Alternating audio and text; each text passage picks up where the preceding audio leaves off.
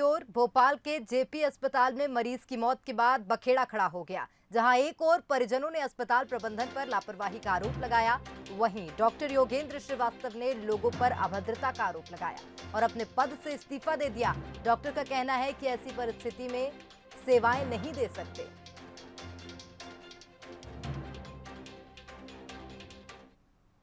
12:30 बजे के आसपास एक पेशेंट बहुत सीरियस अवस्था में आया था। उसका ऑक्सीजन सैचुरेशन 30% था। तो 8 दिन से बुखार, खांसी और सांस लेने में तकलीफ थी और प्राइवेट में डॉक्टर हक का इलाज करा रहा था।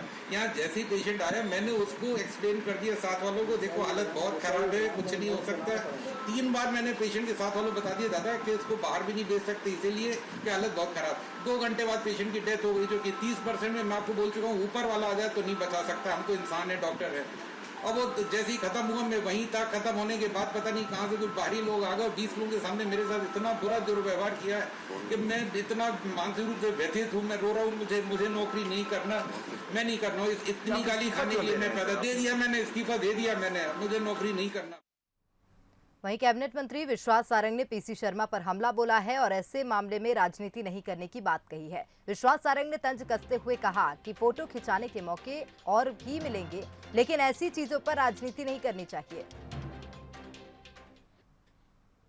और हमारे front line worker, corona warriors बहुत ईमानदारी के साथ अपनी जान पर खेलते हुए लोगों का इलाज कर रहे हैं, पर कुछ जनप्रतिनिधि जाकर केवल फोटो अपॉर्चुनिटी लेने के लिए और मीडिया की सुर्खियां बनने के लिए इन वर्गों को हतोत्साहित कर रहे हैं।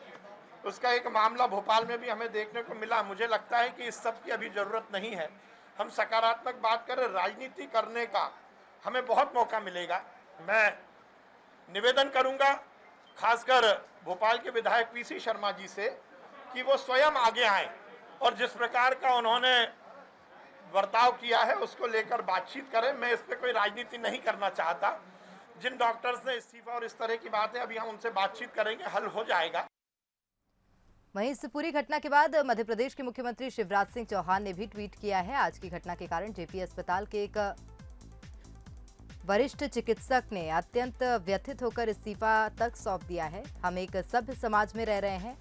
इस समय जब साथ मिलकर खड़े होने की जरूरत है, ऐसे में हंगामा करना ना तो जनहित में है और ना ही इससे कोविड-19 का मुकाबला किया जा सकता है।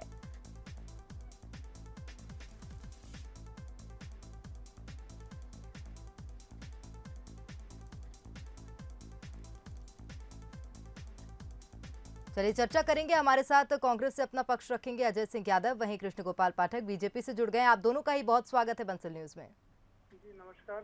चलिए पहला सवाल मेरा अजय सिंह यादव जी आपसे ही है। क्या कहेंगे, ये पूरा मामला हुआ, उसके बाद देखा गया था कि पीसी शर्मा जी भी अस्पताल गए थे।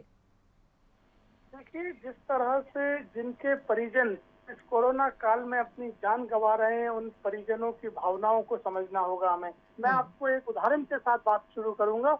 3 दिन पहले उज्जैन के माधव नगर में भाजपा के एक मंडल अध्यक्ष की मौत हुई और उनकी मौत के बाद उनके समर्थकों ने माधव नगर कोविड सेंटर पे हमला किया। डॉक्टर बड़ी मुश्किल से अपनी जान बचा पाए। उस दिन किसी कांग्रेस के कार्यकर्ता ने नहीं कहा कि भारतीय जनता पार्टी के नेता आतंक मचा रहे हैं, क्योंकि हमने समझा कि जिनके परिजन जाते हैं उनकी भावनाएं क्या होती हैं। आज उसी तरह मध्य प्रदेश की राजधानी भोपाल में जेपी अस्पताल में एक मरीज की मौत होती है। उनके परिजन कहते हैं कि डॉक्टर कह रहे थे कि आप अपने मरीज को कहीं और ले जाइए, और इस अफरा तफरी के बीच में मरीज की मौत हो जाती है 2 घंटे के अंदर। ऐसे में मरीज के परिजन आक्रोशित हो जाते हैं, साथ में कांग्रेस के नेताओं को भी जानकारी मिलती है।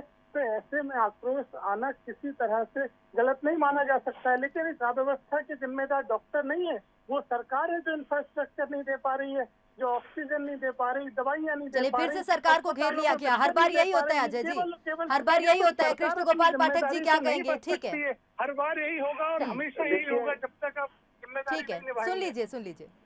देखिए, आज जो कांग्रेस पार्टी के विधायक पीसी शर्मा जी ने किया है, मैं समझता हूं कि निश्चित तौर पर मानवीय संवेदनाओं को चोट पहुंचाने वाला उनका यह कृत्य है। और मैं समझता हूं कि पीसी शर्मा जी को इस मुसीबत की घड़ी में जो डॉक्टर और स्वास्थ्य अमला लोगों की जान बचाने में लगा हुआ है, उनके साथ उन्होंने जो अभद्रता की है, डॉक्टर योगेंद्र श्रीवास्तव के साथ जो उन्होंने बुरा बर्ताव किया है, उसके लिए आगे आकर एक जनप्रतिनिधि होने के नाते माफी मांगना चाहिए। प्रत्येक जनप्रतिनिधि का इस समय दायित्व बनता है कि जब पूरा प्रदेश, देश और समाज और दुनिया इस महामारी का सामना कर रही है, तो मरीजों की सेवा में जो अमला लगा हुआ है, चाहे डॉक्टर हो या नर्स हो या पैरा मेडिकल स्टाफ हो, उन सबके साथ मिलकर हौसला बढ़ाने का काम करना चाहिए, ताकि वो अपने अच्छे से अच्छी सेवाएं दे सके, ना कि इस प्रकार से उनको बातों के द्वारा, गालियों के द्वारा, हाथ पैरों के द्वारा उनके सम्मान को ठेस पहुंचाने का काम किया जाना चाहिए। डॉक्टरों के भी घर के परिवार के लोग हैं, उनके भी बाल बच्चे हैं। एक तो वो 24 घंटे अपनी सेवाएं दे रहे हैं, लोगों की जान बचाने की कोशिश कर रहे हैं, और उसके बाद पीसी शर्मा जैसे लोग गैर जिम्मेदार हरकत जो कर रहे हैं, उसके लिए मैं समझता हूं कि ना तो समाज इनको माफ करेगा। और बात नहीं हो सकती पाठक जी, का बताइए क्या वो घटना सही थी? आप उसकी भी निंदा करिए, आप उसकी निंदा करिए। आधी अधूरी राजनीति नहीं चलेगी। चलिए ठीक है, आधी अधूरी राजनीति नहीं चलेगी। जनता आकर उनको बयान देने ठीक का है, तो काम आरोप करते हैं। प्रत्यारोप का दौर इसी तरह से जारी रहेगा। आप दोनों का ही बहुत धन्यवाद हमारे साथ जुड़ने के लिए। जिस तरह से देखा गया कि जेपी अस्पताल में डॉक्टर ने इस्तीफा दिया, उसके बाद कैबिनेट मंत्री विश्वास सारंग ने भी कहा कि पीसी शर्मा पर उन्होंने हमला बोला और कहा कि ऐसे मामले में राजनीति करने की बात उन्होंने नहीं कही है। उन्होंने कहा कि ऐसे मामले में राजनीति नहीं करना चाहिए, और साथ ही ये भी कहा कि फोटो खिंचाने के मौके और भी मिलेंगे, लेकिन ऐसी चीजों पर राजनीति नहीं करनी चाहिए।